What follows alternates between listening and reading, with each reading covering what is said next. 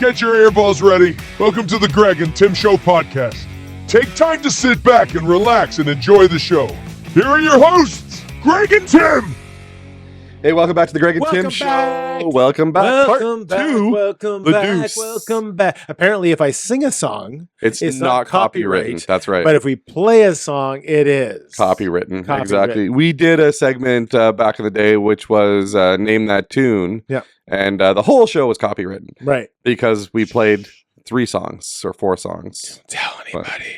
It's linked above Tim's head if you want to watch it. That's not part of the best of because it wasn't. It's just great. an airplane flying over my head, but it's still. No, it's not an airplane. It's a glitch. I don't have that technology. You can do like it's just a bar. It's just a bar that goes across and says the name of the episode. Anyway, so want to talk about a whole bunch of other stuff that was in our favorites. It's funny. We've done 46 episodes so far. How many episodes are we at? 45? 44? 45? 46. This is our 48th. That's great. Isn't that crazy? Mm-hmm.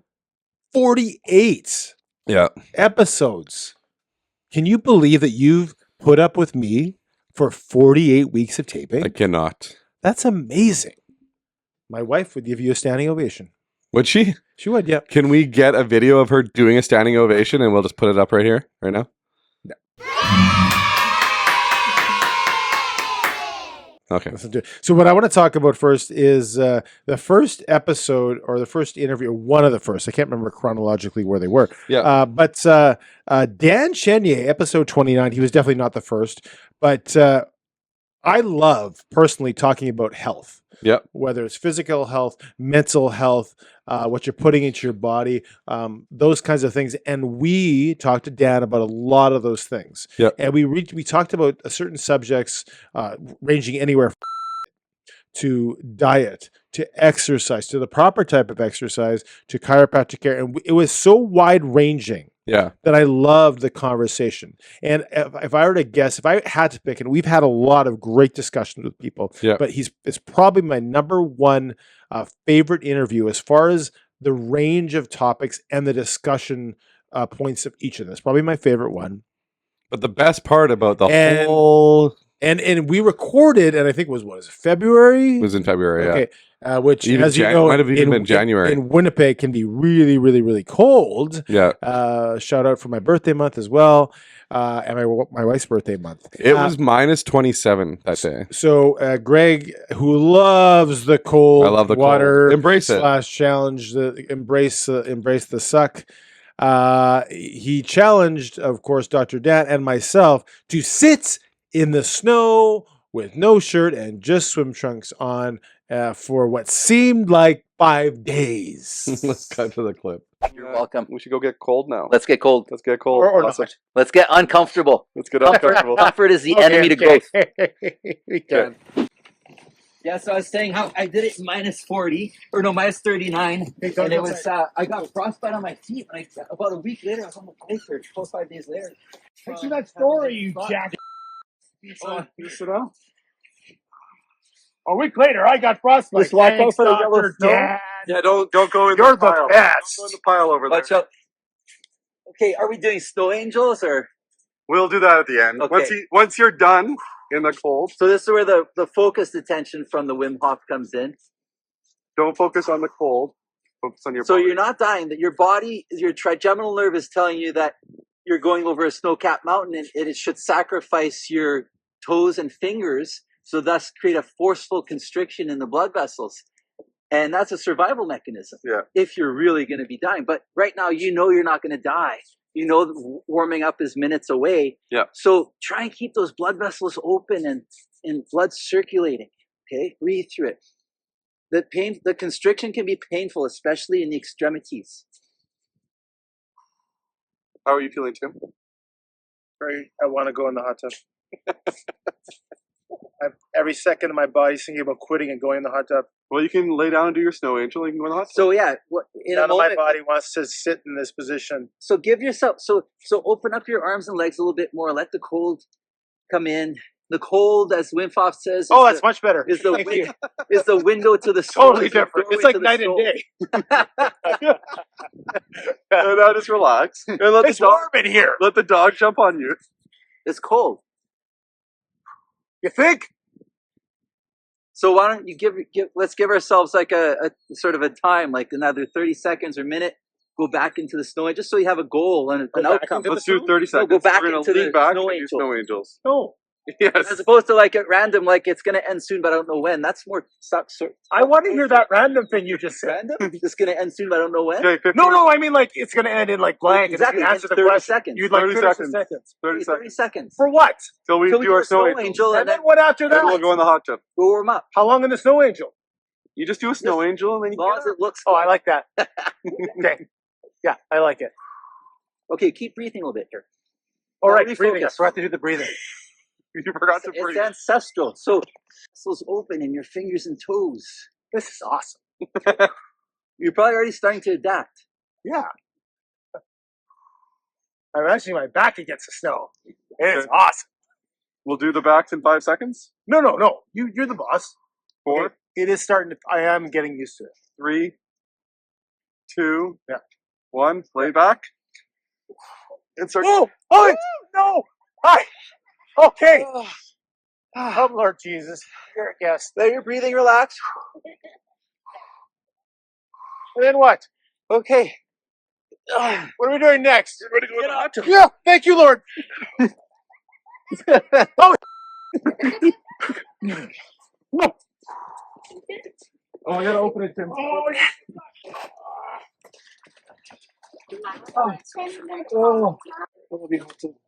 I love you, Hunter.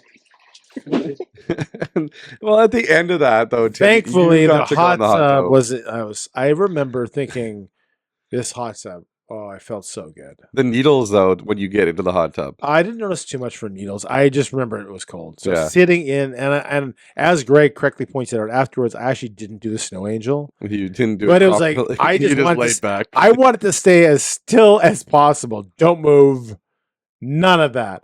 But anyway, so that was just talking about. Shout out again to Dr. Dan. We're going to get him on for season 2. So I'm going to be working on getting a second conversation with him going. Yeah. And we're going to bring up a whole new slew of topics with him. So stay tuned. Yeah. We're working on it. And because I'm talking about it now, he has to come back on. Did you remember to pay the invoice that he sent for the interview? Yeah, I used your credit card. Oh, that's what that amount was. Now I know. Thank you. That's correct. We don't pay our guests, Tim. Don't make our guests feel like they're going to get paid to come on the show, because we do not have a budget. Our budget is 0. By the way, I like your hat. Thank you. It's the Blue Jays City Connect hat. Yeah. It's very nice. So I want to switch over to our actual first ever interview, right? Which I think we posted this one second. I can't remember. We did them out of order, but we did them in order. We posted them out of order, but it was Gregg Zaun. Yeah. Gregg Zaun. We did our first 2 G's with 3 G's, and he wanted to figure out how he could change his name to the 5G Greg. He wasn't getting good service out in in Cleveland, on Ohio or whatever. Yeah. So our interview with Gregg Zaun, I thought, was one of my favorites to start out the interview process that we've been doing. This was our first interview with somebody that was like a celebrity or a famous person, or even just somebody that had notoriety. Somebody in the public domain. Somebody that's a public figure. Yeah. And like, if you watch this interview, you can tell that me and you are still kind of a little green at it. It was a virtual interview, but I thought that the conversation flowed so well, and we got into some things that I never thought that he would actually talk about. Yeah. And my favorite one, which you also had as your favorite one, was the Greg Maddox story. And that's why a guy like Greg Maddox could pitch so much, right? Because he wasn't going full tilt. No, never. He had the ability to run it up there 93, 94. Go back and look at the footage of him early in his career. But then all of a sudden he learned how to massage the ball. He learned how to put some slick stuff on it, make it move a little bit more. It's a whole other rabbit trail you got there. Prove me wrong. Prove me wrong. Oh no, I definitely. You would have the insider. I can't. All I can say is I got hit by something really slimy in my right eye after one of his changeups dropped 5 inch or dropped 1.5 feet in the last 5 feet of the pitch. Oh, that's an awesome story. I got hit in the eye with some Vagisil or something. Just saying. And then I'll go, and this will make watching old footage of him even more fun. Not just the highlights, the actual game footage. Yeah. There's two types of finger licks. There's I've got a dry mouth because I'm probably on amphetamines. Okay. And I'm licking my fingers like this.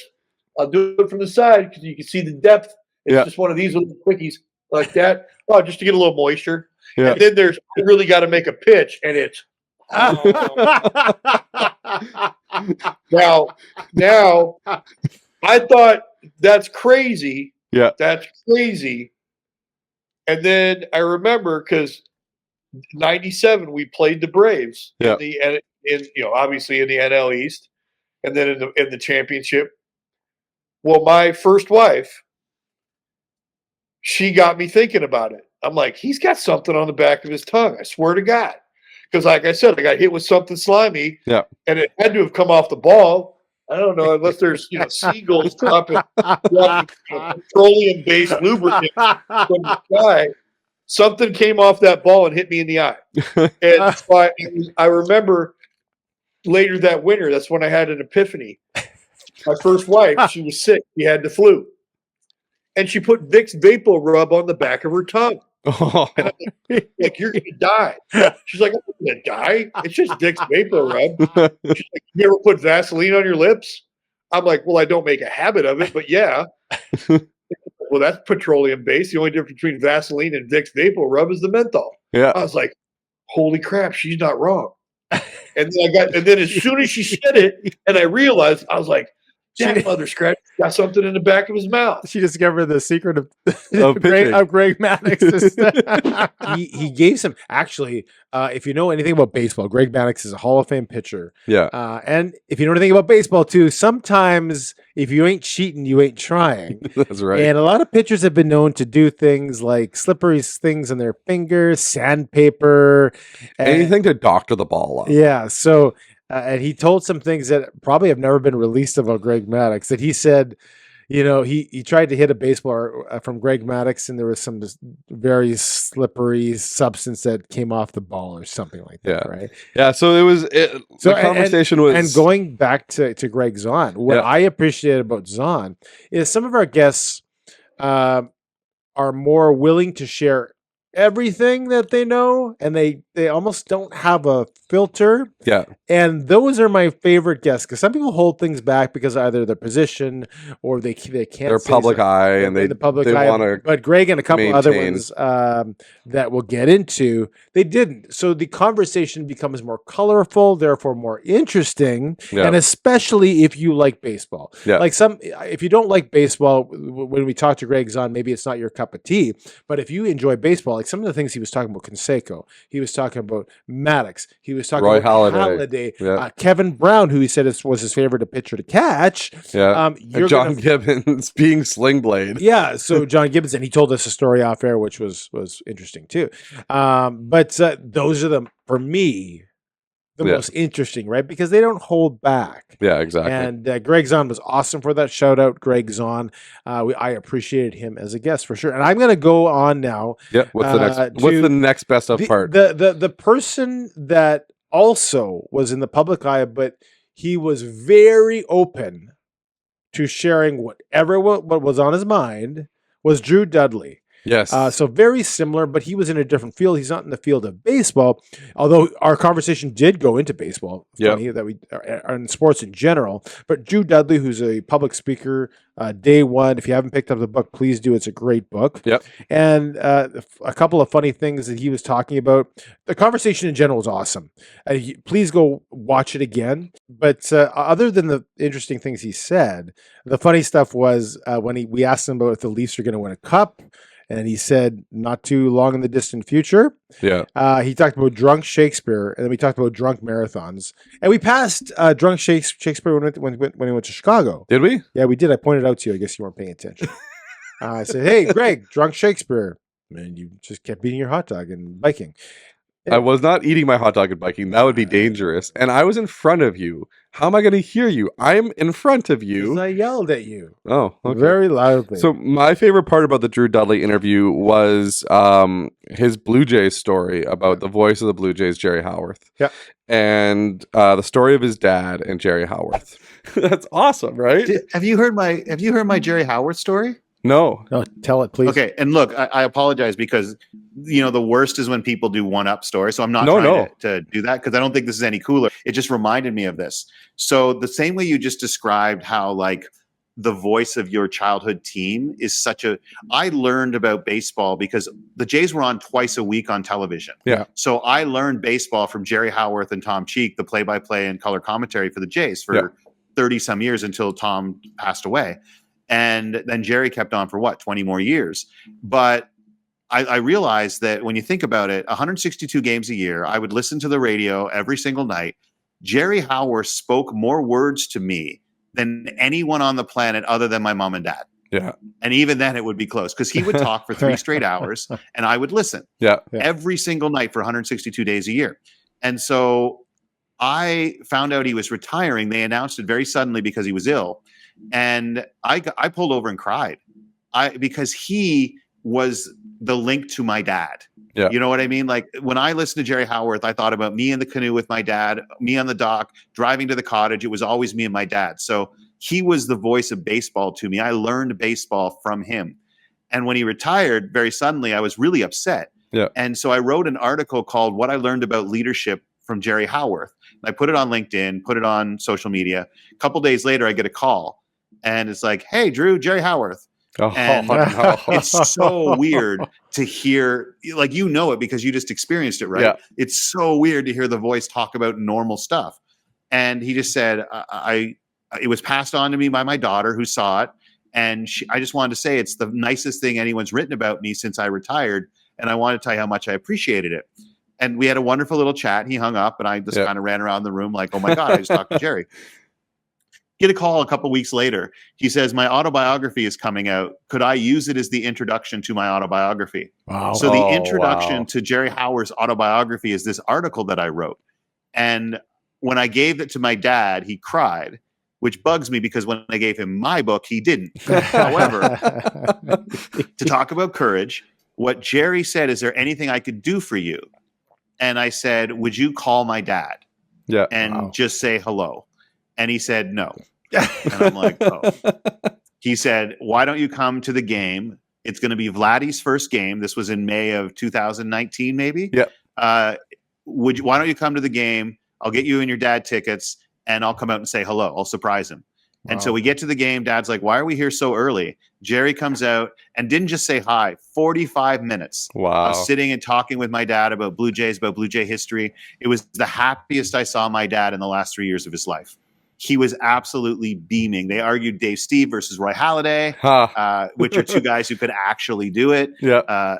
I don't know. Until they put Dave Steve in MLB The Show, I don't know for sure. I was too young. But he did that for us. Isn't it amazing when someone cares enough to say yes to that? Wow. And the thing was, sometimes when you ask, what could I try that might not work, but tried it anyway? If you're afraid to do it for yourself, do it for somebody else. Yeah. For some reason, it's a little bit easier when you're like, hey, would you do this for my friend? Right. And so I will hold a special place in my heart for that man for my entire life, not only because of what he brought me as a sportscaster, but because of how he treated my dad. Yeah. So that clip, like, it kind of tugs at your heartstrings a little bit because, you know, this was one of his main memories of his dad, the happiest he saw his dad since before his dad passed away. And Drew Dudley really opened up during the interview. He did a lot of, like you said, talking about drunk Shakespeare and all that kind of stuff. But he also opened up about a lot of things and a lot of feelings, talked about grief, talked about things that we didn't know that we were going to get into, which was great to get into. If you haven't seen this episode, it's a 2-part episode. We've got them both linked here, and you should check them out because I think that Drew is one of the best people to listen to for advice because he speaks to leadership in a way that is more relatable and more, I guess you can say, like, easier for every man to do. Yeah. But And anyway. if everybody out there does not know, when we do an interview, we each come up with like 5 to 10 questions. Yeah. We put them on a piece of paper, and then we start the interview, and we basically fly by the seat of our pants the whole time.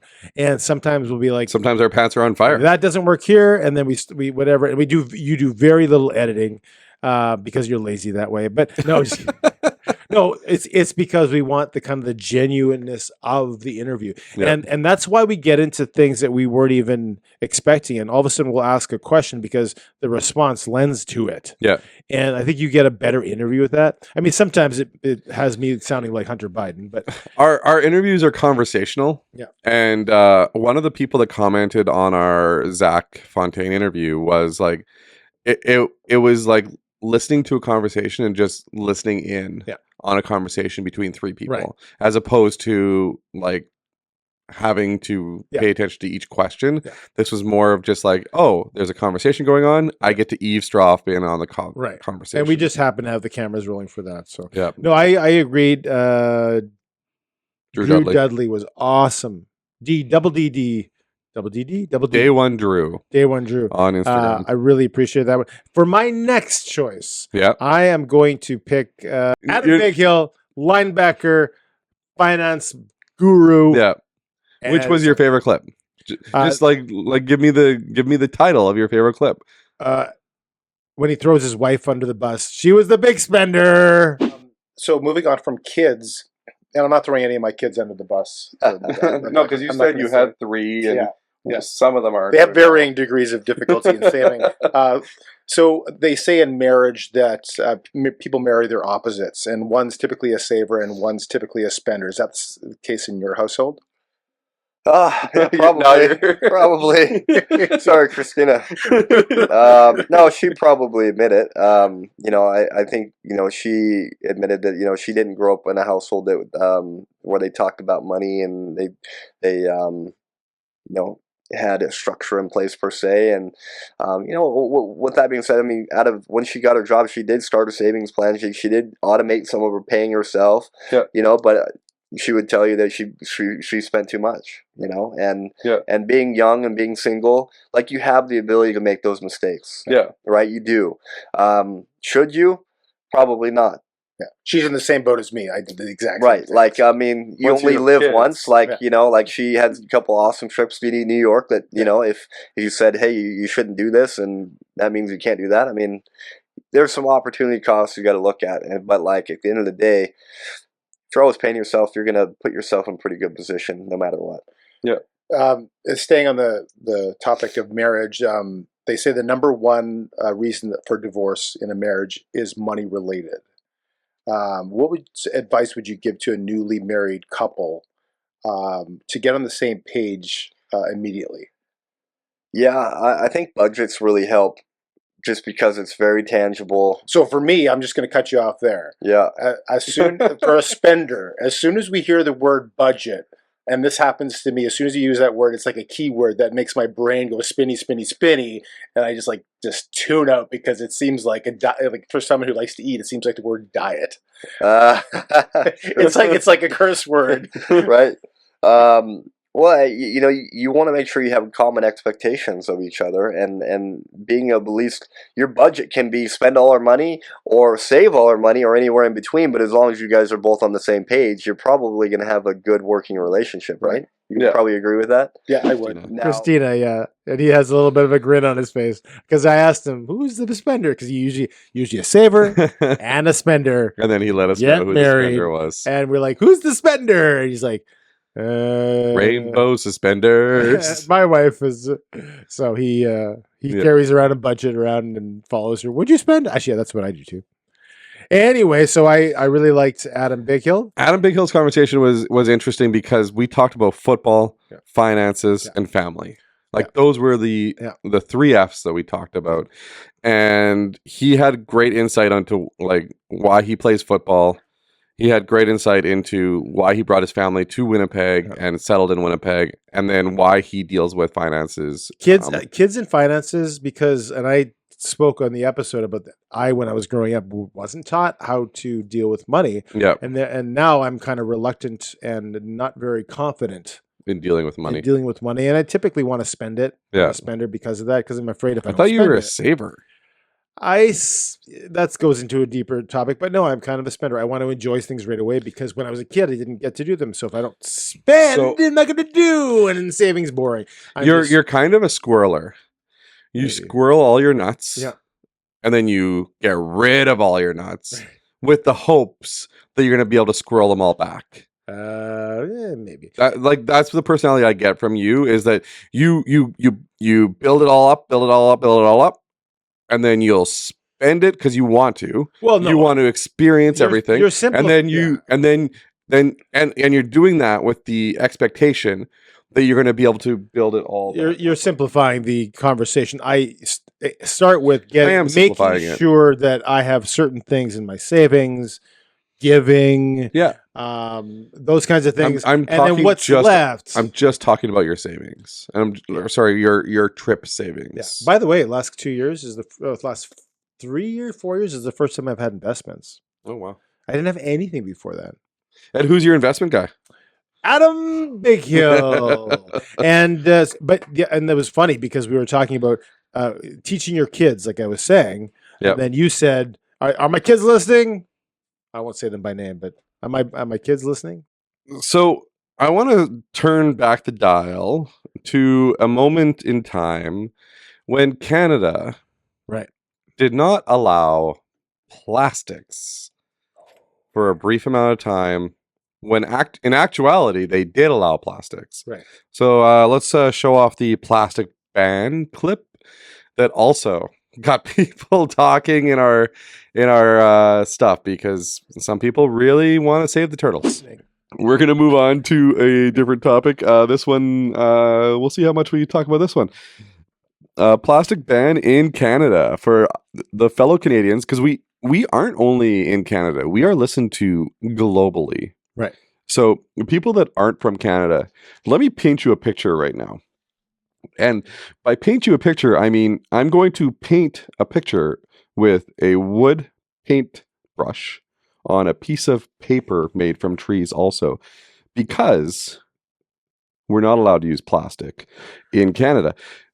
When you get a Slurpee at 7-Eleven, and you need to stir it, because it's, when you drink a Slurpee and the slush gets a little hard because you've gotten all the juice out of it, and you go to stir it to get it mixed back up again. Yeah.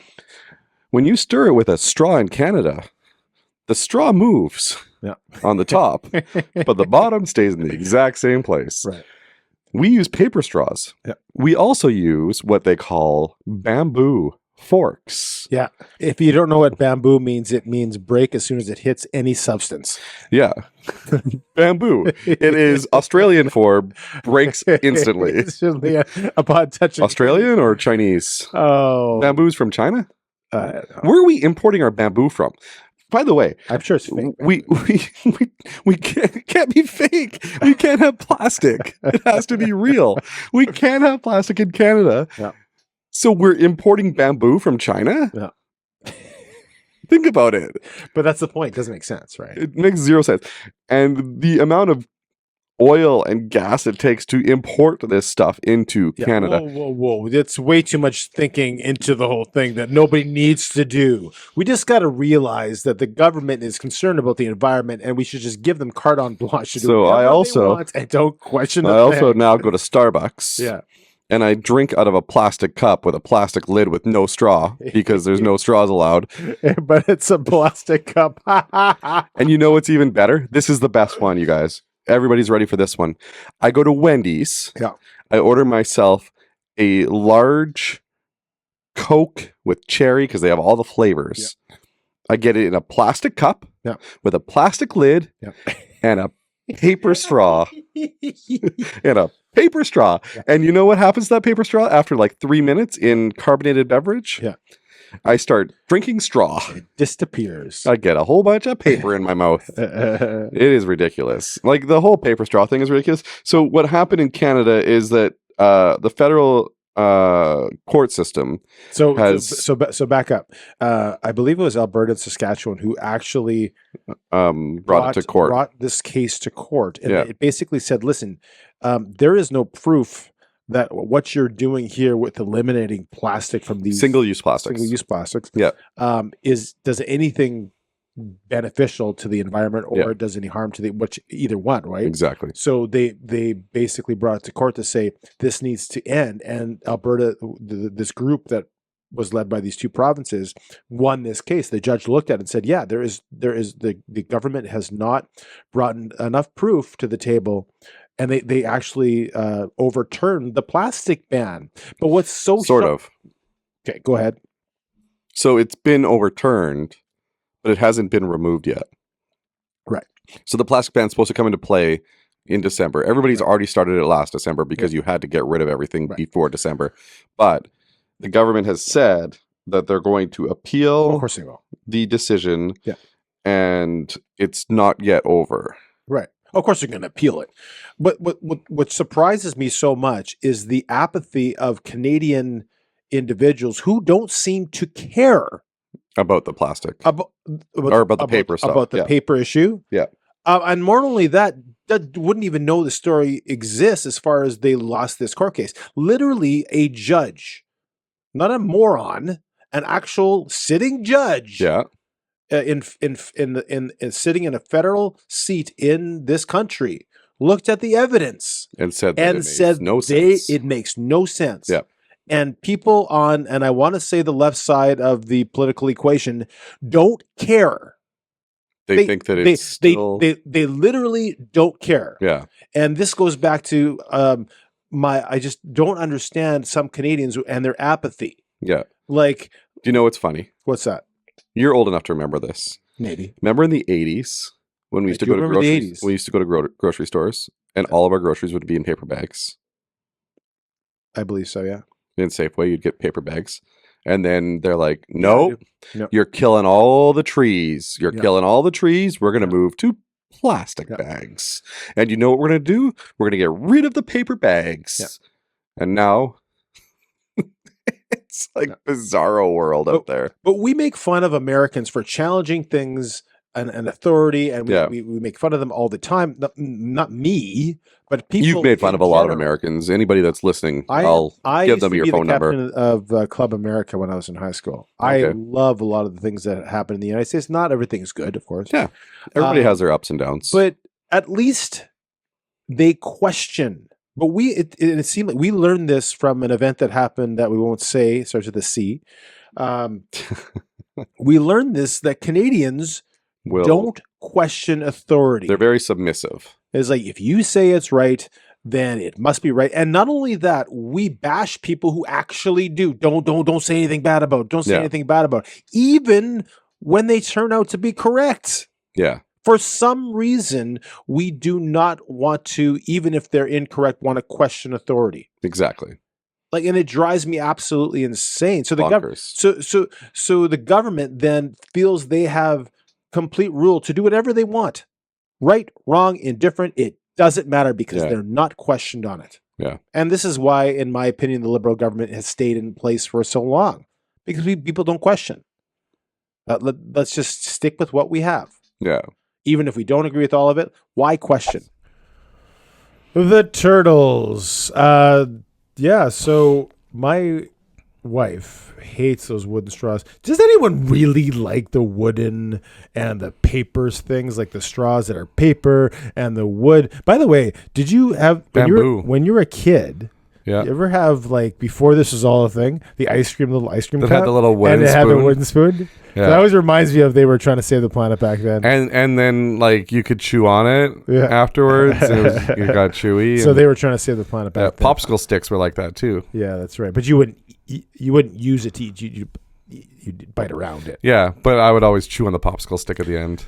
I never did that. No? It reminds me of the scene in Tommy Boy. I would chew on it, and then, like, to the point where it started to fray, and then I'd throw in the garbage. It reminds me of the line from Tommy Boy. Did you eat paint chips as a kid? Did you eat a lot of paint chips when you were a kid?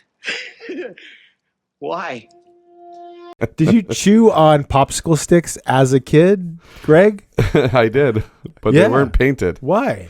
They were not painted. I'm a maniac. And I'm dancing like I've never danced before. Anyway, so and then all of a sudden we're back to plastic now. I go to the movie theater, plastic straws. It's now it's not a thing because the next step has to be plastic straws back at 7-Eleven. 7-Eleven, you will be. My guess is 7-Eleven. My you guess will be thanking is heaven. the stock has to get 7-Eleven. They need to sell. If you have any, You gotta get rid of the You got to get paper rid of the stuff stock, first. Yeah. and then there's going to be some companies, and this is another round for me. Some companies that have to take extra time for virtue signaling, which we saw during COVID. Some of these restaurants were like, well, we're going to virtue signal. So They need even to though signal their virtues. the rules have been abolished, we're still going to do things for an extra 5 months. Okay, let's finish up this best of episode, Tim. Okay. Let me know your last best of for this episode. The last best of episode for last best of for this episode. For this episode, let's go to the episode we have. Episode. The episode. The episode. For the Sandersons, Nelson. Yes. Nelson and Fabian. And his son, Fabian. Awesome, guys. Shout out to Fabian. But we talked to them about some deep things, which I really close to my heart as far as can you be, and this was the question at the end, the big question, can you be a strong, proud Indigenous, Christian Canadian? Because sometimes, at least in the media, they can tend to conflict. If you're Indigenous, you can't be proud of your country, and if you're a Christian, you can't be proud to be Indigenous. But we asked that question. Maybe we should just roll to it. Both of you, when you're part of both communities, how do you manage to stay, let's say, a Christian and someone in the Indigenous community? How do you manage to take the two and blend them so that you're both 100% into both? Right. You know, it's not that it's a tough balance. There's a lot of First Nation communities, a lot of Métis communities, you know, predominantly some of them Roman Catholic.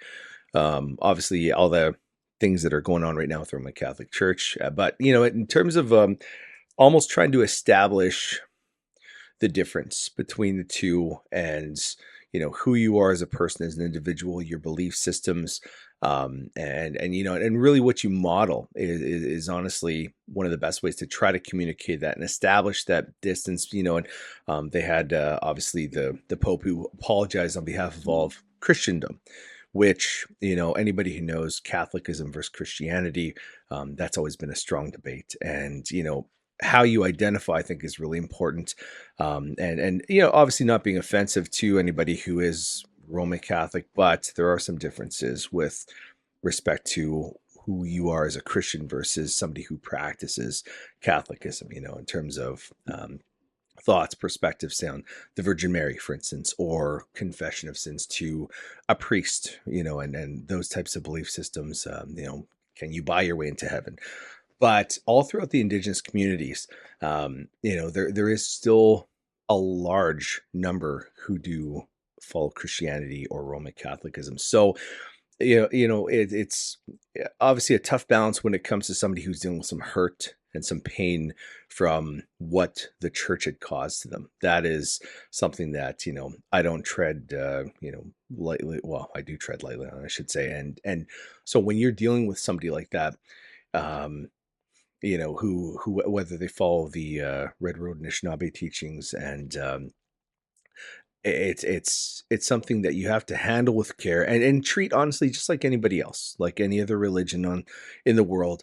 But realizing that there is that sensitivity there where there's a pressure point, right? Like a cut with salt, where it's going to open up and maybe trigger some things that took place.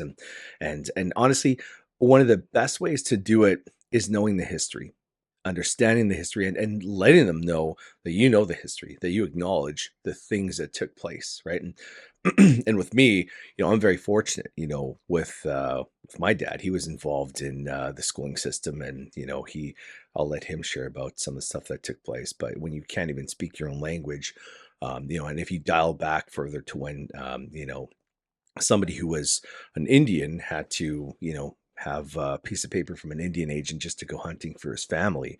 And obviously there's worse things that you can go into, but dialing back and not chasing too many rabbits, as somebody who is operating in this, there's obviously a fair bit of, we'll call it conservatism when it comes to how I operate, because obviously I have my beliefs. And if somebody ever asked me, I would love to share it. I'd love to share who I am, what I believe, and that I believe in Jesus.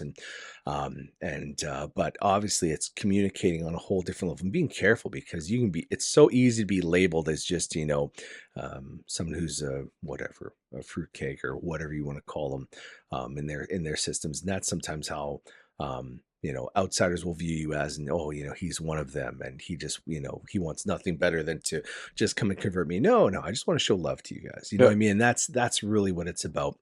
And obviously what the church I tend to preaches, which is love, accept, forgive, right? And I feel when you do that, people know when you're genuine. They know your authenticity, and they know that you really do care, and and the passion shows, and especially with the work that I do, in terms of helping First Nations to start up companies so that they can get out of any slump, because for too long people have been held back in almost a victim mentality. And it's great to see so many progressive chiefs. And I work with some excellent professionals who go out there and they're so business minded, they're forward thinking, and they only want to see generational legacy in terms of wealth creation, or solid family and legacy through family, as opposed to that generational poverty that they've experienced for so many years. So that's, and like I said, it's something you handle with kid gloves, but at the same token, it's, you need to be so real with people. If I could go back then to the original question that I asked that Fabian answers for you too,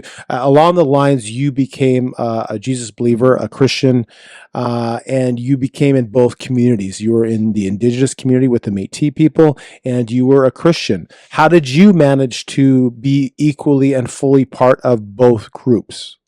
See, in our community, in the Métis community from St. Laurent and from Saint Eustache, there were either Roman Catholic, Anglicans, not so many, but Roman Catholic. But what I didn't like about the Roman Catholic Church at that given period was that there was no focus on me as a child, like maybe because of the color of my skin at that given period in Saint Eustache, Manitoba.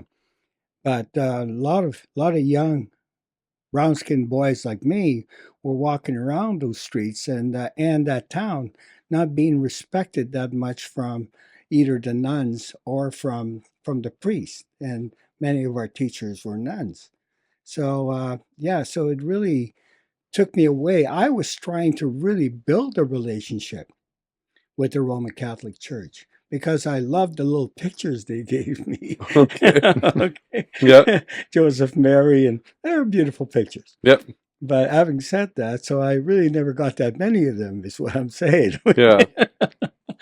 And the priest wasn't that really kind to me. Well, in a way, I kind of like it today, right? Yeah. Right. After what's happened to many of the children that were. Yeah. So, but I made I don't know, I followed I really loved, as a boy, I really loved Jesus. Mm-hmm. And there was something about learning more about him that when we moved to the city, we were still going to Roman Catholic, okay?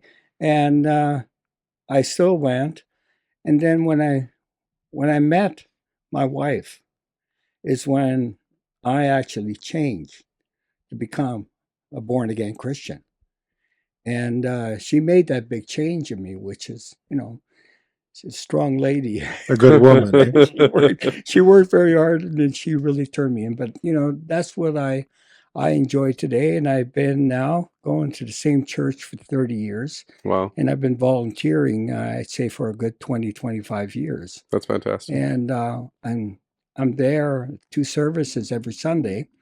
And I love it. That's good. And so we agreed as a panel that you can be. Yeah. Because there are some things in the past that were negative, but it is possible. So Yeah. if you have any opinions on that, still let us know to this day, and go back and watch the episode, or as I say, pepisode. Let's be face it. So that was one of the words that got created from this show. Let's be face it. I guess sometimes I have to pronunciate, and that's one of my enunciate. Sorry, and some of the connecting words in a sentence, which is why I slow down sometimes. I have to pronounce all of my consonants. Yeah, and that I'm working on it. At least you didn't say continent. That's why I say the tip of the tongue and the teeth of the lips. But I still got to do better. My volume's getting better. Thanks for watching part 2 of the Gregg and Tim Show Best Of. Next week, we have another part where we talk about a couple more interviews, and we have a few other surprises. And we get into my new beard.